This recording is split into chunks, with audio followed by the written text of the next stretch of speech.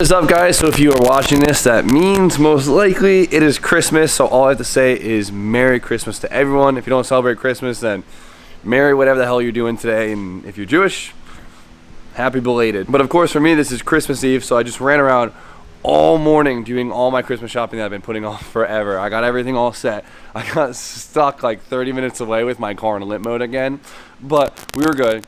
30 minutes, the car cooled down, do a cycle, and it was good to go. Transmission's still acting funky on the GTI, but it'll get fixed soon. It's just expensive, and it still gets me from my shop and home, so that's really all that matters. But I hope you guys are watching this happily on your couch after you just open presents with your family, and I hope you guys got all the car parts you wanted for Christmas. And after this video, you better go test fit those things because I know you're eager to. So for me, I got myself an early Christmas present. This one's a little gift for the E36. And this has been really fast.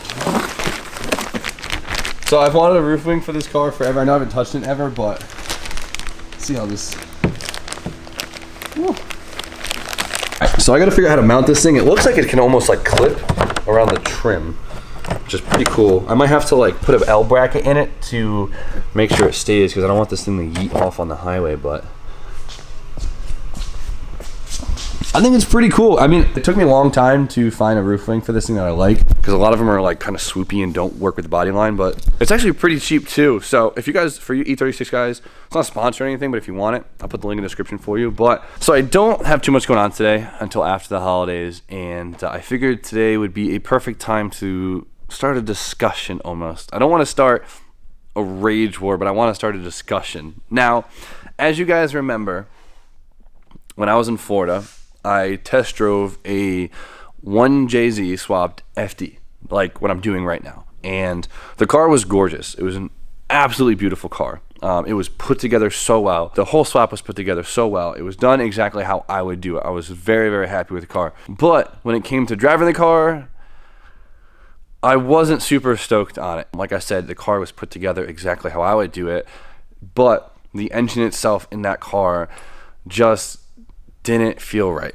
Now, I know a lot of guys say once you take the rotary out of an FD, you take the soul out of it and it just never feels the same. But this is a little bit far from that. And honestly, I'm not going to lie, it just felt kind of crappy. I was really hyped on the 1J swap because I wanted a 1J swap vehicle because 1Js are the shit, honestly. They're good looking engines, they're really easy to work on, and they make stupid power stupid easy for stupid cheap. So it's almost a no-brainer. And the FD has a really long engine bay, and it was just like, okay, it's a long ass motor. Let's put it in this car, it'll be cool. And I mean, honestly, a JZ swapped FD sounds pretty badass. I mean, JZ swaps are kind of like the hot thing right now. I mean, I guess they've always been cool. But we were taking a car that is balanced, who's built around an engine that is the size like this. Like the FD's engine is like this. It's like a little suitcase. It's so small, and it's a very light, small engine. And you're taking an engine that is like this. It's huge. It's a fucking huge engine, and it's an iron block nonetheless. So it's heavy. It's a heavy, long bitch of an engine, and you're dropping it in the same car, which completely throws off the weight balance of the whole entire car. So there's a really big one right there. The second problem, which is probably the biggest problem on it, because there are still ways to make a car feel really good with the balance kind of messed up like that, is when you 1J swap these cars, or when you put a lot of different engines in these cars, you have to take the steering rack and bring it down farther, because steering rack on a rotary engine is like a foot in front of it, so you can put it where the hell you want. But when there's an engine hanging above the steering rack, it's different. You have to drop it down. And when you drop down a steering rack, it really throws everything off. It creates this problem called bump steer. And you guys have probably heard this term a few times, and that is basically when your suspension compresses, your alignment goes off, mainly your toe. The car will try to pull itself in one direction, and things get really, really sketchy, and it doesn't feel good, as you can only imagine. So they make things to combat this because these cars naturally have a bump steer issue when you lower them, and that is a bump steer correction kit, which basically spaces the whole tie rod out. I can mod my knuckle, but I've done enough research to realize you can only this issue so much, and this car will honestly forever have almost a sort of bump steer issue. And on top of the unbalancedness, the whole car just feels off. So when I first thought of the idea of the swap, I wasn't really thinking too much about the bump steer issue. Yeah, the weight distribution, whatever, but the bump steer issue was kind of thrown really hard in my face when I drove that car in Florida, and it didn't feel right. The car, it made me think over and over again, which I've been thinking about nonstop since I drove this thing. I've been going crazy, and I really don't think I want to put the 1J in this thing anymore. Don't think that is the engine that's supposed to be in this car. I really, really don't. I really think this car needs a 4-cylinder if I'm gonna not do a rotary. I know a lot of you guys are screaming at your computer or phone right now, like, just do a rotary, just do a rotary. So I'm not gonna do a rotary. I am sorry, like, I am not in a position where I want to do a rotary now. If I got this car with a blown up rotary in it, I'd probably be like, yeah, screw it, let's rebuild it, have fun with it, put it in there. But as a bare shell, it's not the time for me. I will do a rotary eventually. I'd love to do an FC turbo, but for now, we're gonna hold off and we're not doing a rotary. So for me, I think this car needs a 4-cylinder. A lot of you guys are like, just throw an LS1 in it. And an LS1 is cool because they're very small V8s, because the fact that they're single cam. I have an LS car and I enjoy it, but it's not the power band that I like. Like, having the instant torque and everything is fun, but it's not the type of power delivery that I enjoy. Seems like a 4-cylinder is the way to go. And now I know a lot of you guys out there are probably confused at why you would put a smaller engine in a car.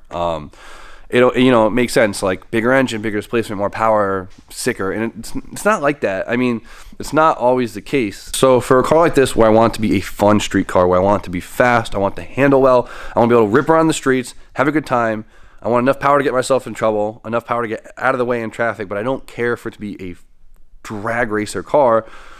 450 horsepower is plenty. 450 in this car would feel insane, which out of a 4-cylinder is completely realistic. I know a lot of you guys might not get this, but power is not everything, especially with these cars, and I don't feel the need to I don't feel the need to have more than 500 horsepower. And so I know for a lot of you guys, it's kind of hard to get that, but sometimes having more power isn't the best option. And going back to it, I think a 4-cylinder belongs in this car. Now, I know you guys are probably freaking out. I mentioned the idea of doing an SR20 in this car, and I know you guys are sick of me doing SR swaps, but I wouldn't go standard SR20. I want to just take the same engine that's in the Z in the 240 and drop it in. What I'd want to do is, Nissan made a head on a front-wheel drive SR20 called the Neo VVL. The head itself is insanely efficient. It flows so well, and it has its own VVL system, kind of like VTEC. It sounds insane. It produces unreal results, and it looks amazing. And I would love to do the VVL head conversion, where you put it on a rear-wheel drive block and make it all happen. And it's such a badass option. My buddy JP has done it in his S14, and the car is legendary. It is unreal. And to me, that's what I would want to do. But I know you guys are completely sick of the SR slots, and I understand it. Whatever. There is a million other options to put in this car. We could do a Volkswagen 4-cylinder. We could do a Mazda 4-cylinder. We could do a Evo 4-cylinder. We could do many other things. But in terms of reliability, ease of parts, price, SR beats everything else. I know you guys are probably screaming K-Series, K-Series, K-Series. To put a K-Series in a rear-wheel drive car and not just have it kind of welded all together is very, very expensive. There's cheaper ways to do it, but in a case where I'd want to work in this car, it would cost me a lot of money, and I don't think it's the best option here, as much as you guys might disagree. So I'm leaving it up in the air.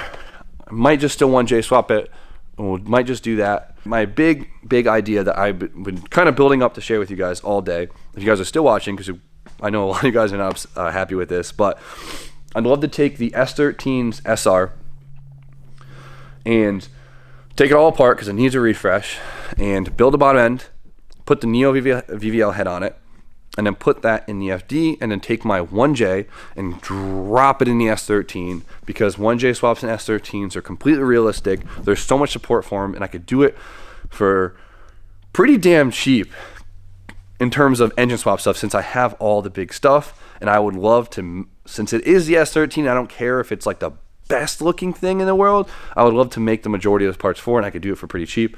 And I just think using the SR for the S13, putting it in the FD, and 1J swapping my drift car would be the best option here. And I think it'd be really, really fun, and I think I'd have an amazing time, and I think you guys would end up actually really enjoying it. and I think it would be pretty cool. So let me know what you guys think, but please be open-minded. Don't be biased. Just be realistic, and don't hate me. Sucks. Wish everyone a Merry Christmas. Merry Christmas, fellas and females out there. What's that? That show. Yo, you like this, Adam? I'm coming for your bitch Coming ass. after LZ? Big facts. My shit out looks right now. fire, word. Drew Tube Stash versus LZ. Give me a Stash. week. Okay. Thumbs up, boys. Stash off. Big facts. And of course, Tucker wishes all of you a Merry Christmas. This is cute stuff.